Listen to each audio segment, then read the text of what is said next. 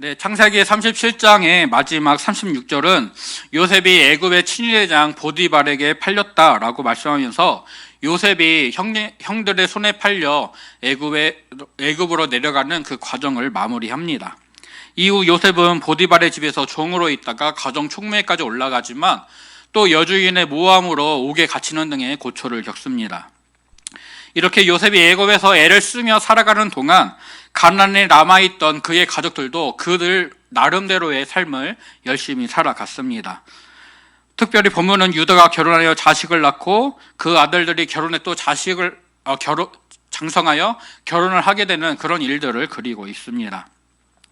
즉 유다가 결혼하고 아이들 낳고 그 아이들이 자라기까지 긴 시간이 흘렀다라는 것을 알려주면서 요셉과 그의 형제들이 서로 떨어져서 오랜 시간 헤어져 있었다, 이별해 있었다라는 것을 알려줍니다.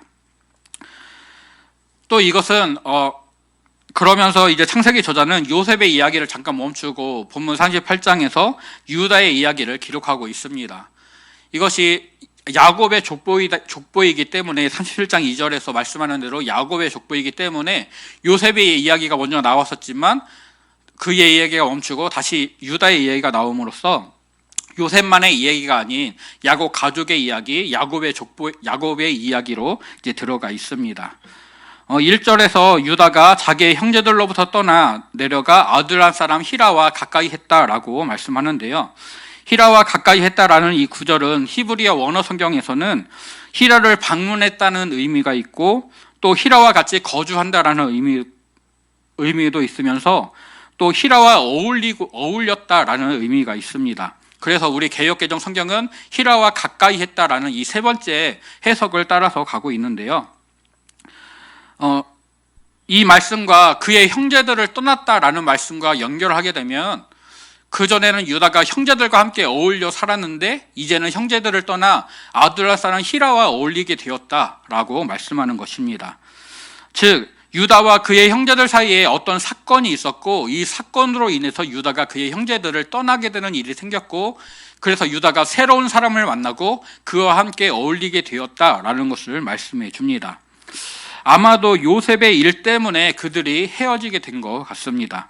37장 마지막 부분에서 야곱은 요셉이 짐승에게 찢겨 죽었다라고 생각하면서 자녀들의 위로를 받기를 거절했습니다. 그리고 그가 슬픔 가운데 내가 요셉을 위하여 울겠다라면서 그가 슬픔 가운데 지냈습니다.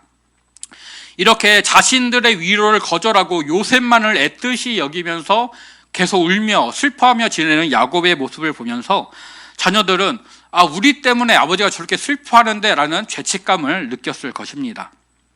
하지만 자기의 잘못을 인정하지는 않으면서 다른 사람 때문에 아버지가 저렇게 되었다라고 핑계를 했던 것 같습니다. 즉 같이 요셉을 죽이자라고 모의했었고 또 요셉을 죽이지는 않고 팔아버리지만 이것이 나의 잘못이 아니다. 나는 그저 군중이었을 10명의 무리 중에 한 명이었고 이 일을 주도적으로 나섰던 사람, 이 사람이 책임을 져야 된다라면서 자신들의 책임을 그에게 전가했던 것이죠. 그래서 이렇게 유다가 요셉을 팔자라고 말을 했었기 때문에 다른 형제들의 책임 전가가 유다에게 이루어졌습니다. 이렇게 형제들의 원망, 책임 전가에 유다의 마음이 형제들과의 사이가 틀어지게 되었고 이제 그들을 떠나 다른 사람과 어울리는 계기가 되었습니다. 그리고 여기에 유다가 한 걸음 더 나아가서 가나안 사람 수아라 하는 자의 딸을 보고 그를 데리고 동침했다라고 말씀을 합니다. 보고 데리고 동침했다라는 이 말씀은 비슷한 말씀을 우리가 이전에도 봤었는데요. 창세기 34장 2절에서 하몰의 아들 세겜이 야곱의 딸 디나를 보고 강제로 끌어들여 그를 욕보였다라고 말씀하는데 그와 비슷한 표현을 창세기 저자가 유다에게 사용을 하고 있습니다. 디나가 세겜의 여인들과 그 문화를 보고 그것을 배우고 즐기려고 세겜으로 나아갔고 하몰의 아들 세겜은 디나를 보고 그녀를 알고 그녀를 즐기고자 했었습니다. 그리고 이제 유다가 가나안 사람 수아의 딸을 보았고 그녀를 알고 그녀를 즐기고자 합니다. 즉 유다가 그녀와 결혼한 것으로 이해를 하기는 하지만 이것이 사랑에 의한 관계가 아니라 이성에 대한 호기심이나 어떤 욕망에서 비롯되는 어긋난 관계로 시작했다라는 것을 알려줍니다. 그리고 유다가 수아의 딸로부터 엘과 오난과 셀라라는 세 아들을 낳았습니다. 그리고 그 아이들이 장성하여서 결혼할 때가 되었을 때 엘을 위해 다말이라는 여인을 며느리로 드리게 됩니다. 근데 엘이 어떤 죄를 지었는지는 모르지만 여호와 보시기에 악하였고 그래서 하나님이 그를 죽이셨습니다. 그의 죄가 무엇인지는 알 수 없지만 창세기 저자는 둘째 오난도 여호와 보시기에 악했고 그를 죽이셨다라고 10절에서 말씀하고 있기 때문에 그 오난에게 적용된 것과 동일한 말씀을 엘에게도 적용하는 것을 통해 이 엘의 죄가 오난의 죄와 비슷한 성격의 죄였을 것이다 라고 추측을 하게 됩니다. 그리고 두 아들을 잃은 유다는 이제 셀라마저, 마지막 셋째 아들 셀라마저도 형들처럼 죽게 될까봐 다말과 결혼시키지 않으려고 다말에게 셀라가 장성하기까지 너는 기다려라 라고 말합니다. 이 유다의 말을 보면 엘과 오난의 죽음이 다말의 책임이다 라고 생각하고 있는 것 같습니다. 하나님은 분명히 그들의 죄 때문에 그들을 죽이셨다라고 말씀하고 있지만 유다는 이것을 알지 못하고 그저 다말과 결혼했기 때문에 다말에게 어떤 문제가 있어서 이것 때문에 엘과 오난이 죽었다라고 생각하고 혹여나 다말로 인하여 셀라마저 죽으면 안 된다라는 생각에 다말을 셀라와 결혼시키기를 거절합니다. 그리고 셀라가 장성했습니다. 그런데 유다는 다말에게 했던 약속을 지키지 않습니다. 그래서 다말은 유다가 딥나로 양털을 깎으러 갔을 때에 과부의 의복을 벗고 너울로 얼굴을 가리고 또 몸을 휩싸고 딥나 길곁 에나이 문에 앉아 있게 되었습니다. 다말을 본 유다는 그녀를 창녀로 생각하고 나로 내게 들어가게 하라라고 말을 합니다. 이 말을 보게 되면 유다가 그의 며느리를 알아보지 못했다라고 말씀하고 있습니다. 양털 깎는 것은 큰 축제와도 같았기 때문에 유다가 분명 이곳에서 많은 술을 마셨을 것이다 라고 추측이 됩니다. 그래서 며느리를 알아보지 못하고 그녀를 창녀로 생각하고 자신의 욕정을 풀고자 했던 것이죠. 그리고 다말이 유다에게 대가를 요구하고 유다는 염소 새끼를 주겠다라고 합니다. 그리고 그 염소 새끼를 받을 때까지 담보물을 달라라고 요구하여서 다말이 요구하는 대로 도장과 끈과 지팡이를 담보물로 주었습니다. 그리고 둘이 관계를 맺었고 이 일로 인해 다말이 임신하게 되었습니다. 그리고 세 달로 다말이 임신했다라는 것을 유다가 알게 됩니다. 남편이 없는 여인이 임신을 했다라는 것은 당연히 그 여인에게 그 일에 대한 책임이 있는 것이기 때문에 그 행함을 이유로 다말을 불태우라라고 명령합니다. 그런데 끌려나가던 다말이 사람을 보내서 유다에게 그가 가지고 있던 도장과 끈과 지팡이를 보이면서 이 물건들의 주인 때문에 내가 임신했습니다 라고 말합니다. 그리고 그것이 자기 것임을 알아본 유다가 그는 나보다 옳도다, 내가 그를 내 아들 셀라에게 주지 아니었음이로다 라고 말하면서 다말을 처형하지 않게 됩니다. 여기서 유다가 다말에 대해 나보다 옳도다 라고 말하는 것은 다말의 행동이 의로운 행동이라고 말하는 것은 아닙니다. 하지만 다말을 셀라에게 주지 않았던 자신의 행동, 그리고 그에 대한 반응으로 자신과 관계한 다말에 대해서 자신이 약속을 지키지 않았던 것이 더 큰 잘못이다라고 자신의 잘못을 인정하는 것입니다. 전에 유다는 두 아들의 죽음을 다말의 책임으로 생각하고 그에게 한 약속을 일방적으로 지키지 않았습니다. 그리고 그녀를 창녀처럼 대우했습니다. 하지만 다말은 가문의 후사를 잇겠다는 우선순위가 있었기 때문에 그녀의 행동이 자신의 행동보다 자신만을 위해서 행동했던 자신의 행동보다는 유다의 행동보다는 의롭다, 낫다라고 인정하는 것입니다. 그래서 유다는 다말을 처형하지 않고 그녀가 낳는 아이들을 자신의 아이로 인정하게 됩니다. 본문에 나타나는 유다의 행동은 그 나름대로의 각각의 이유를 찾아볼 수가 있습니다. 형제들을 떠나 다른 사람과 어울리게 되는 것, 다른 사람과 가까이 하는 것은 형제들의 태도에 실망이기 때문입니다. 또 가나안 사람의 딸과 결혼하는 것은 아버지에 대한 불만으로 이해할 수가 있습니다. 요셉을 편애하고 또 그의 죽음 때문에 다른 자녀들의 위로를 받기를 거절했던 아버지에 대한 실망과 원망이 아브라함 때부터 거절되었었던 이방인과의 결혼이라는 문제로 나타나고 있는 것이죠. 또 두 아들 엘과 오난이 죽자 그 책임이 다말에게 있다라고 생각하고 다말을 셀라와 결혼시키기를 거부합니다. 셀라마저 죽으면 자신의 후사가 완전히 끊기게 되기 때문입니다. 하지만 이런 유다의 행동은 그의 유다 자신에게서는 나름대로의 적당한 이유가 있었겠지만 그것은 결국 어리석은 결정들일 뿐입니다. 아버지와 형제를 떠남으로 인하여서 그는 자신의 잘못을 지적해주고 또 올바른 길로 이끌어줄 수 있는 믿음의 동역자들과 헤어지게 되고 그저 자신의 감정과 기분에 맞는 일을 선택해서 그와 함께 어울리면서 여러 가지 사고를 일으키게 될 뿐입니다. 자기 감정에는 충실해져서 원하는 이성을 탐하게 되고 또 그와 관계를 맺지만 그것은 옳은 행동이 분명히 아닙니다. 그저 아버지에 대한 반항이나 이런 것으로만 확인할 수가 있습니다. 즉 아버지와의 어긋났던 관계가 형제들에게, 아내에게, 자녀에게로 이어지는 유다의 모습을 볼 수가 있습니다. 또 아들 엘이 죽은 후에 유다는 그를 위하여 울거나 슬퍼하지 않습니다. 그저 오난에게 형수에게 들어가서 남편의 아우된 본분을 행하라 라고 말할 뿐입니다. 자신은 책임지지 않으려고 하면서 다른 사람들의 감당해야 되는 책임에는 민감한 모습을 보여줍니다. 또 셀라와 다말을 결혼시켜야 된다라는 자신의 책임은 회피하고 다말이 행음했다라는 책임을 물어서 그녀를 불태우고자 합니다. 사랑의 모습은, 용서의 모습은 찾아볼 수 없는 아주 엄격하고 냉혹한 그런 이미지만을 그리고 있습니다. 어쩌면 그 원인을 레아에게, 여종들에게 냉혹했던 야곱의 모습에서 요셉을 제외한 다른 아들들이나 심지어 레아의 딸 디나에게마저도 무심했던 야곱의 모습에서 찾아볼 수도 있을 것입니다. 그렇지만 하나님을 예비하는 처소가 있는 헤브론을 떠나 아둘람으로 내려갔던 유다의 책임도 없다라고는 말할 수가 없습니다.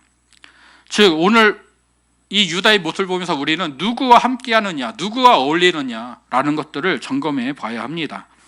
우리는 가까이 하는 것에 물들어버리는 연약함을 가지고 있습니다. 야곱의 아들들이 세겜 땅에 머물 때 그들이 가나안의 문화에 물들어버렸습니다. 그래서 디나의 일에 피해 복수라는 잔혹한 일을 행하게 되고 또 성을 노력하는 이기적인 모습을 보여줍니다. 아버지의 편애로 사랑의 결핍에 물들어버린 이 형제들이 그 원흉인 요셉을 미워하고 시기하면서 죽이고자 하는 것에 이릅니다.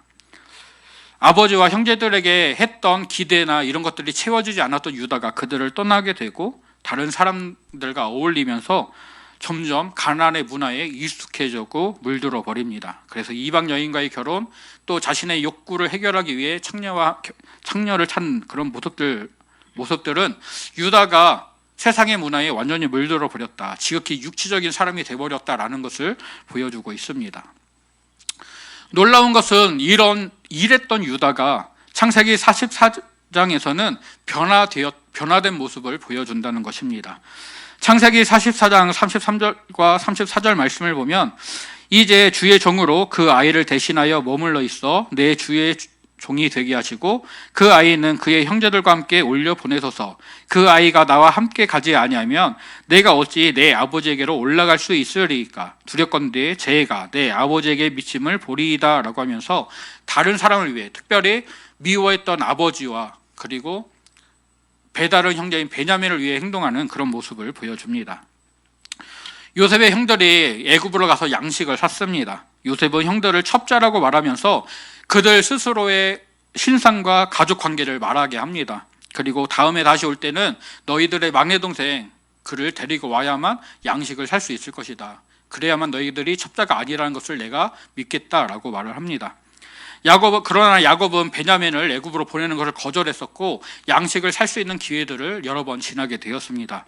결국 야곱이 양식을 사야겠다라고 결단을 내려서 베냐민을 보내게 되고 또 이때 유다는 내가 담보물이 되어서 이 아이를 아버지에게로 데려오겠습니다라고 약속을 합니다.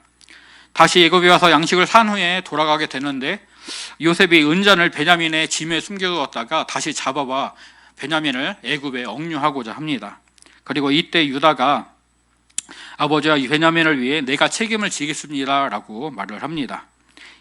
요셉이 사라진 이후 아버지 야곱은 큰 고통을 겪었는데 이제 베냐민마저도 헤어지게 된다면 아버지는 분명 슬퍼하며 죽을 것입니다 라고 말하면서 내가 대신 종으로 있겠습니다 라고 말하고 있습니다.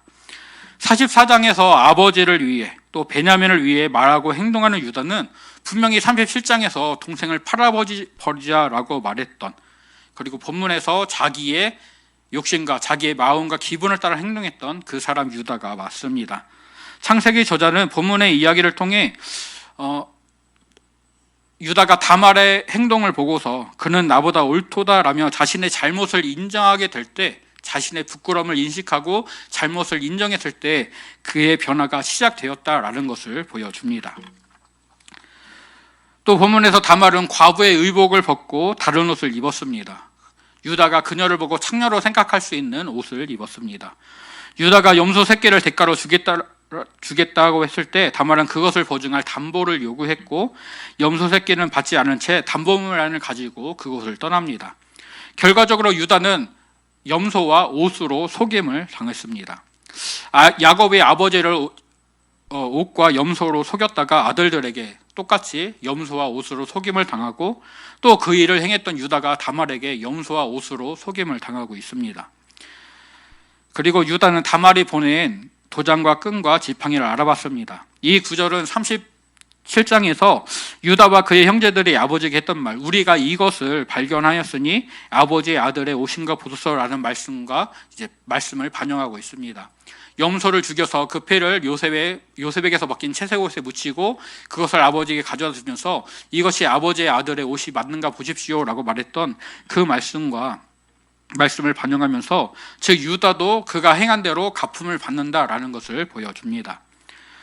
또 엘과 오나는 자신들의 죄 때문에 죽었습니다. 특별히 오나는 자기가 낳는 아들이 자기의 자식이 되는 것이 아니라 형의 계보에 올라 가문을 잇게 된다라는 것을 알고는 아이를 낳으려고 하지 않았습니다. 아브라함과 이삭과 야곱이 받은 약속, 그들의 후손이 하늘의 별과 같이 또 바닥의 모래같이 많아질 것이다 라는 하나님의 말씀을 이루지 않고 그 말씀에 반대하는 정반대의 모습을 보여주고 있습니다. 이런 오난에 비해 다말은 어떻게든 후사를 이어야겠다라는 모습을 보여줍니다. 그녀에게 남은 희망은 셀라뿐이었습니다. 그러나 유다가 셀라가 장성했음에도 다말과 결혼시키지 않자 그녀는 유다를 통해 이 일을, 후사를 잇는 일을 이루고자 합니다. 그녀는 쌍둥이를 낳았고 그중 둘째였던 베레스를 통해 베레스가 유다 가문의 우두머리가 되었고, 또 그에게서 다윗 왕의 족보와 예수님의 족보에 등장하는 그런 계보가 이루어지게 됩니다. 또 이 가문에 속했던 보아스도 모압 여인 룻과 결혼하게 되어지는데, 이때 베들레헴의 장로들은 보아스에게 여호와께서 이 젊은 여자로 말미암아 내게 상속자를 주사 내 집이 다말이 유다에게 낳아준 베레스의 집과 같게 하시기를 원한다라고 축복합니다. 이렇게 하나님은 자신이 져야 될 책임을 온전하게 감당하려는 사람들을 통해 하나님의 뜻과 계획을 이루어 가시는 것을 보여주십니다. 창세기 37장 그리고 38장의 앞부분에서 등장하는 유다의 모습은 사랑 없이 냉정하기만 한 관계가 모두 망가진 그런 사람입니다.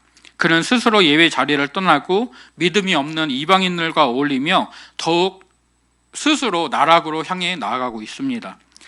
하지만 그가 자신의 잘못을 깨닫고 그의 부끄러운 모습을 인정하게 될 때 거기에서 변화가 시작됩니다. 하나님은 다말을 통해 유다가 불의했던 자신의 모습을 보게 하시고 자신의 본 모습을 깨닫게 하시고 거기에서 변화의 걸음을 시작하십니다. 책임을 회피하고 다른 사람에게만 엄중한 잣대를 들이밀던 유다가 이제 스스로 책임을 지고 희생하는 사람으로 변화됩니다. 또 아버지를 사랑하고 형제들을 사랑하는 그런 모습을 보여주고 있습니다. 오늘 우리의 삶이 엘과 오난처럼 하나님의 뜻에 반하지 않고 오직 순종하는 자 되기를 먼저 소원하고 축복합니다. 또 다말처럼 자신이 져야 되는 책임을 온전히 감당할 수 있는 사람이 되기를 기대합니다.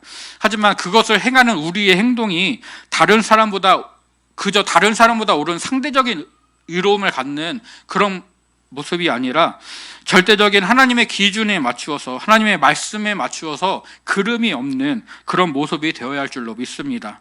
누구보다 나은 모습, 누구보다 나으니까라는 자기만의 어떤 만족이나 이런 것으로 끝나는 것이 아니라 하나님의 말씀으로, 하나님의 말씀을 기준으로 나를 점검하면서 말씀 위에 나를 바로 세우는, 바르게 서는 저와 성도님들이 될 수 있기를 소원하고 축복합니다. 유다를 변화시키신 하나님께서 우리를 그리스도의 보혈로 변화시키셨고 또한 더욱 변화시키실 것입니다. 더는 세상에 물드는 것이 아니라 하나님의 사랑과 은혜로 물드는 저와 성도님들이 될 수 있기를 간절히 소원합니다. 예배의 자리를 떠나 자기가 좋아하고 바라는 것들을 찾아 세상으로 나갔다가 거기에 물들어버린 유다를 생각하면서 오직 주의 품 안에 거하고 또 주님의 말씀을 따라 세상으로 파송되어지고 또 파송된 그곳에서 믿음으로 살아가는 책임을 다하는 우리가 되어야 될 줄로 믿습니다. 유다를 변화시키고 함께 하신 하나님께서 오늘 우리와 함께 하시며 우리를 변화시키실 것입니다. 믿음으로 주님과 동행하면서 동역하고 또 온전한 그리스도인으로 하나님의 사람으로 살아가는 저와 성도님들 되시기를 소원하고 축복합니다.